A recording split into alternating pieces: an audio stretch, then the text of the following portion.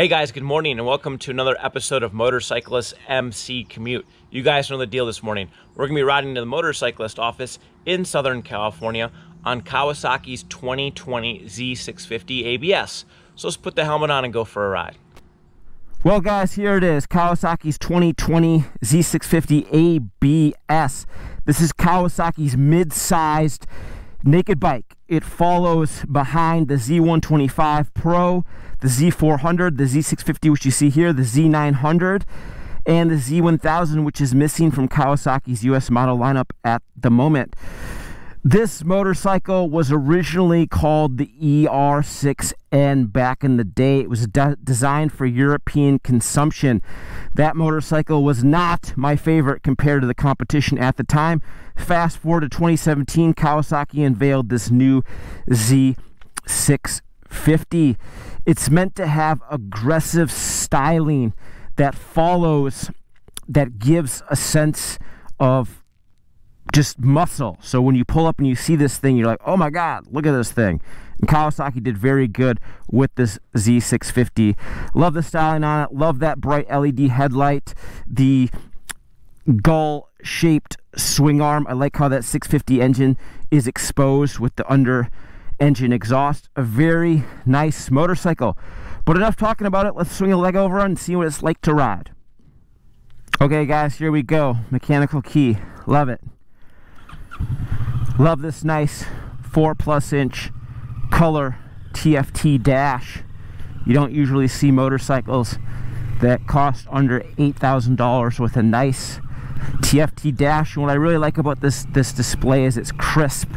The fonts are crisp and it's in dark mode. Kawasaki motorcycles have loved dark mode for the last couple years. So black background, white fonts. That's just the way I run it on all of my machines and label maker and everything else. Good job, Kawasaki. Sitting on this motorcycle, the ergonomics are definitely much improved compared to the outgoing ER6N from a decade ago, but you can still feel the antiquated ergonomics package of this bike, especially when you start riding some of the new bikes that are out there. Just like the British bike we tested a couple of weeks ago, the rearward sweep of this handlebar is borderline ridiculous. Makes you feel like you're riding a tricycle. A lot of inward sweep, just not very natural anymore in the contemporary street bike ergonomics department. The seat is very comfortable, it's well supported and plush, but the cockpit and the ergonomics just favor a smaller rider. I'm 6 foot tall, and anyone taller than me is going to have a little bit of a tough time fitting on this motorcycle. This motorcycle is definitely designed for smaller riders. Conversely, if you're a smaller human, you're going to fit on this motorcycle really well. And that inward sweep of the handlebar, that might be okay for someone who's just getting into riding, because it allows you to have a motorcycle that doesn't have a far distance between the handlebar and the seat. Riding on this bike, it absorbs the bumps very well. The suspension on this machine is more budget, yet it works decently well. It soaks up the rough stuff well. For a non-linkage equipped setup, it rides pretty good. Kawasaki always gets that non-linkage setup dialed in really well. Just scoot ahead of these guys real quick.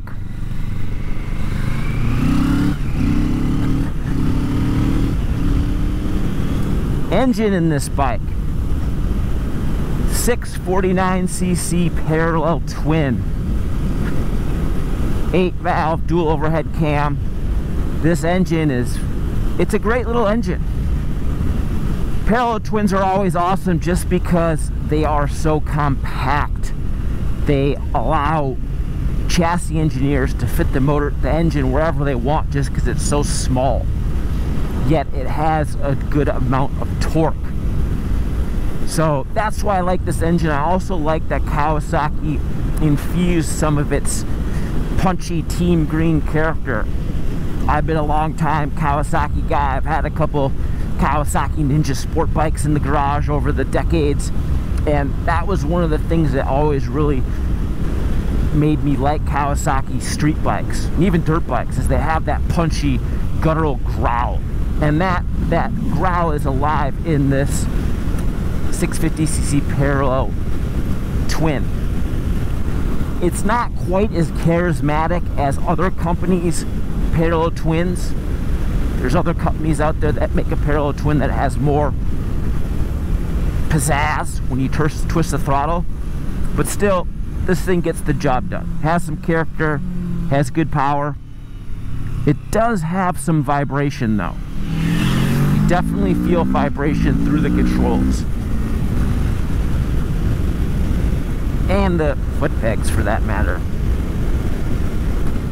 We spent some time riding this thing up one of my favorite twisty roads here in Southern California, and this bike handles fairly well. It handles fairly well, but at the same time you can tell it's more set up for casual street riding. The ergonomics package really doesn't do this bike any favors. It's hard for a 6 foot tall to move around the controls just because there's not a lot of space here inside the cockpit. But it's still mighty capable for carving up twisty roads, but other bikes in the class do perform better in that element. A very light clutch pull out of this motorcycle. Engagement points very easy to find. Kawasaki has been on a tear fitting these adjustable clutch lever controls on this bike and brake lever controls. So you have 5 positions of adjustment. You can move the levers in or out. For the brake lever, I generally like the brake lever as close to the handlebar as possible, generally. And then for the clutch lever, I usually like it in the middle position. If you have it too far out, I don't really like it. If you have it too far in, you don't get a real positive feel. That's why I like in the middle position. Mirrors also do a great job of showing you what's behind you. Again, some of the engine vibration does cloud the vision a little bit, but still very usable. 6-speed transmission puts power back to the rear tire. There is no electronic quick shifter, but to be fair, the transmission meshes between each of its 6 cogs very well. Nice positive engagement. So good job, Kawasaki, on that. Speaking about the ergonomics, another great feature about this bike is, yes, even though it's for a smaller rider, smaller riders are really going to appreciate how thin this motorcycle, how low the seat height is, how easy it is to plant both feet on the ground. If you're someone who's new to riding, this motorcycle is going to work fairly well for you. Kawasaki has fitted Bluetooth on this motorcycle. There's a Bluetooth chip inside this dash display which allows you to communicate with your smartphone. I use iPhone 8s. That's what I use. Using iOS 13. I don't like to upgrade my firmware on my phone. And I had an easy time pairing the motorcycle to my phone on one of the phones, and on the other phone I had a difficult time. So it's always important to make sure that you have current firmware on your phones, even though I don't like doing that. But when you do successfully pair your phone with the motorcycle, you can log riding metrics, you can see the fuel level, the function is kind of gimmicky, but at the same time it's kind of cool. I'm really happy that Kawasaki has integrated Bluetooth into its motorcycle. The app is fairly slick, and it's just neat that Kawasaki has jumped into that foray. You pair the phone to the motorcycle by holding down these two buttons, and that brings you into the menu. There's only two buttons, so using some of the menu features is a little bit clunky, but once you figure it out, it's not so bad. But for $7,800, pretty neat feature. This Z650 ABS drinks fuel from a 4-gallon fuel tank. We've been averaging right around 45 miles per gallon. And that's one of the things that I'm not too pumped on this Z650 ABS. It's just a limited fuel capacity. 4 gallons seems okay, but in actuality, 4 gallons isn't a lot of fuel capacity. Range is fairly limited. It would have been nice if Kawasaki would have fit a 4.5 gallon tank. That extra half gallon would really pay dividends, give you an extra 22.5 miles of range. But still, it has range information here. We have 109 miles to go on this tank. There's also a fuel gauge built into this dash. Some might gripe that, oh, the dash display is too small, but I don't think so. Yes, you gotta kind of look a little bit deeply to see all the features, but it's not so bad. And again, I really like how crisp the display is. Other manufacturers sometimes haphazardly fit these color displays in with crappy resolution, but not Kawasaki. They did it right, as usual. I do wish this motorcycle had cruise control. It has no form of electronics besides the Bluetooth and ABS. We're riding the ABS equipped Z650, which elevates its MSRP by $400 to $7,749. We are riding in this black and green colorway, which adds on another $100. If you want the other colorway, you can save $100. But cruise control would be nice. All these bikes should have cruise control these days. We spent some time riding this machine at night after hours, and oh boy, the LED headlamp on this bike is exquisite. It is so bright. It's so bright that this motorcycle doesn't even really need cornering headlight function. Well, the handling isn't the most high performance either, so you're not going to find yourself barreling into turns like you would on other more sport orientated bikes. But the headlight on this bike is extremely bright. It really does a great job of lighting up desolate roadways, which I like. It almost feels like this headlight on this bike is a headlight that you could have put on your Baja race bike 10 years ago and raced the Baja 1000 on. And it's stock. Good job, Kawasaki. Yes, finally a turn. We're riding on Dunlop's Sport Max Road Sport 2 tire. It's not the Road Smart 2, the Road Sport. Dunlop needs to do a better job with the naming conventions of these tires. But the Road Sport 2 is a budget sporty tire. So think something that is below the Q3, but above the tire that's fitted on the Kawasaki Ninja 400. I can't remember what that tire is, but I like that tire a lot. Decent grip, decent adhesion. Still not the best. I would definitely shoe on a set of Dunlop Q3s or Q3 Pluses. Q3s are more affordable though, so I just use those. Alright guys, cruising on the freeway.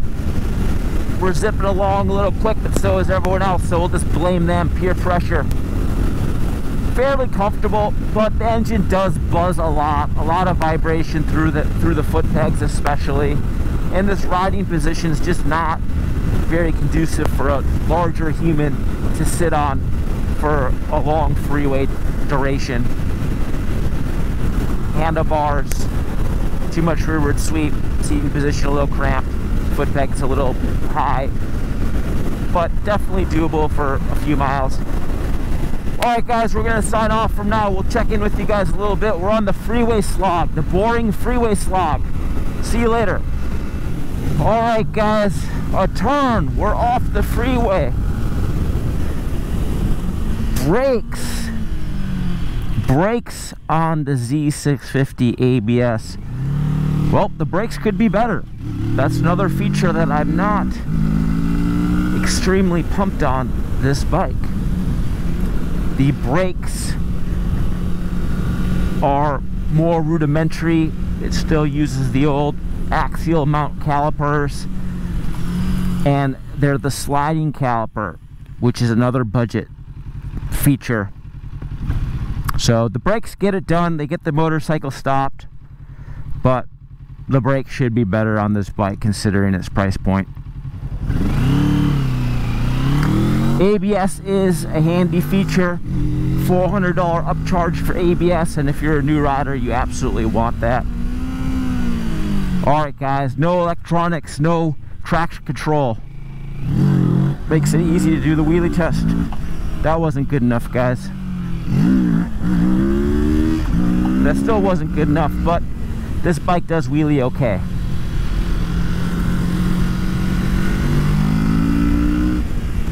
Back it in test. Doesn't really back it in because it's got ABS. Still a neat bike. I always enjoy riding Kawasaki street bikes. They have this character about them that always just makes me happy. Let the good times roll. Alright guys, here we are back at work. Let's wrap this thing up here. Alright guys, there it is, Kawasaki's 2020 Z650 ABS. A fun, peppy little bike with an extremely bright headlamp and nice display. Alright guys, let's do some Q&A real quick. Straight to the very top here. Always like to start from the top. How does it compare to the SV650? Well, this is a nice bike, but the SV650 is better. It is more sporty, the engine's more fun-loving and peppy, and SV650 is just a better bike. Is the 650 class of bikes a big upgrade from a CB500F, or should the next step up be a GSX 750? Well, that all depends. The 500 CB is a neat bike, but it is pretty mellow. This bike I would still categorize as mellow. It is a hint more peppy than that category, but not a lot. The GSX 750 is a mellow 750cc bike, so I would say this compares to that. You know, you could go right up to the 750, or you could go to the 650 class. It's the same thing more or less, just because that 750 isn't super high performance. Thinking of getting one of these bikes or the Ninja 650 for my first big bike, which is better? I would go Ninja 650 all the way. I like the Ninja 650. I like the ergonomics on it. I like the windscreen. For me, that motorcycle is something I would buy. This motorcycle I would stay away from just because I don't fit on it. It's too small for me. Seat height, please. Seat height is very low. If you're short, you're going to love this bike. Is the Z650 good for heavier riders, 240 pounds? I would say no. It's not good for heavier riders because the suspension is on the softish, fast-ish damping side. you're going to have that thing sacked out, and you're probably not even going to fit. That seat's just too small for a big boy, so I would say no. All right, guys, one more question. Would you buy the Z650 or the MT-07? That's a great question. I would buy the MT-07, no doubt. The engine's better, the chassis better, ergonomics better, handlebar better. The only thing that's not better is the dash display and the headlamp.